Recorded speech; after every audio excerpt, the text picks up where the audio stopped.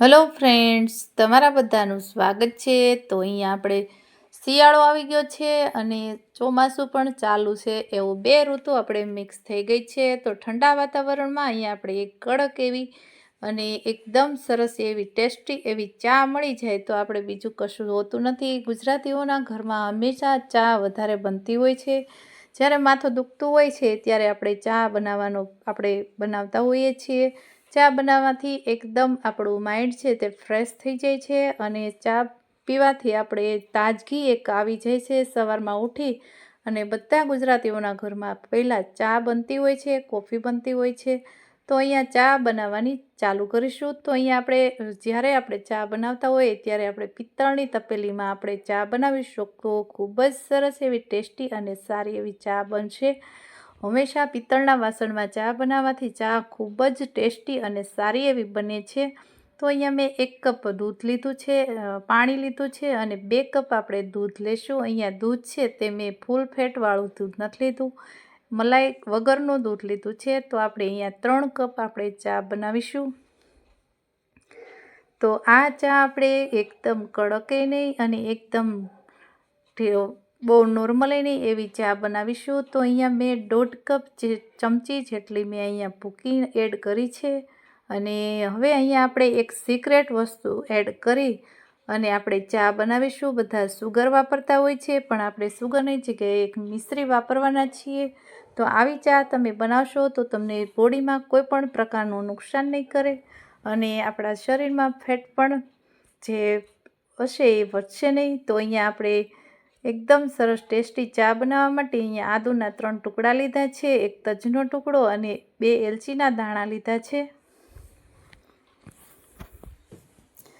તો અહીંયા ઠંડુ વાતાવરણ હોય ત્યારે આવી ચા બની જાય તો આપણને એકદમ તાજગી એવી આવી જાય છે બોડીમાં અને માઇન્ડ પણ ફ્રેશ થઈ જાય છે. એટલા માટે અહીંયા ચા બનાવવા માટે આપણે મસાલો છે તેને વાટી લેશું.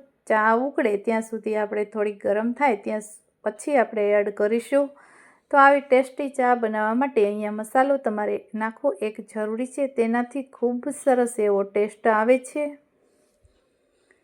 તમે તજ કે એલચી એડ ન ગમતી હોય તો તમે કિપ્સ પણ કરી શકો છો, પણ તમે એડ કરશો એટલે અહીંયા ઠંડુ વાતાવરણ હોય ત્યારે આ એડ કરવાથી તમારી ચા સરસ એવી બનતી હોય છે. તમે ઉકાળીને પણ ચા બનાવી શકો છો, પણ આ મારી રીતથી એકવાર ચા બનાવશો એટલે ફક્ત 5 મિનિટમાં ચા બની જશે અને ચા પણ એટલી ટેસ્ટી બનશે. તો અહીંયા હું ખાંડની જગ્યાએ આપણે સાકરનો ઉપયોગ કર્યો છે તો તેનાથી ખૂબ જ સરસ ટેસ્ટી એવી ચા બને છે અને શરીરમાં આપણે નુકસાન કરતી નથી. જે ડાયાબિટીસના પેશન્ટ હોય છે તેને સુગરનું પ્રમાણ વધારે હોય છે, એટલા માટે ઓછું કરવા માટે આપણે આવી ચા બનાવીશું તો ચા એકદમ સરસ એવી બધા પી શકશે એવી આપણે ચા બનાવીશું. તો અહીંયા મને થોડીક ભૂકીની જરૂર પડી છે એટલે મેં 1/2 ચમચી જેટલી ભૂકી એડ કરી છે, કેમ કે કડક હોય તો જ આપણી ચા મજા આવશે અને ટેસ્ટી પણ લાગશે. તો તમે જોઈ શકો છો અહીંયા 3 જણ પી શકે એટલી આપણી ચા બનશે. તો અહીંયા 5 મિનિટ જેવી મેં ઉકળવા દીધી છે અને ચા બની અને રેડી થઈ ગઈ છે. તો તમે જોઈ શકો છો અહીંયા કડક એકદમ ટેસ્ટી અને કડક આપણે ચા બનાવી છે. અહીંયા ફૂલ ફેટ વગરનું અહીંયા દૂધ મેં લીધું છે.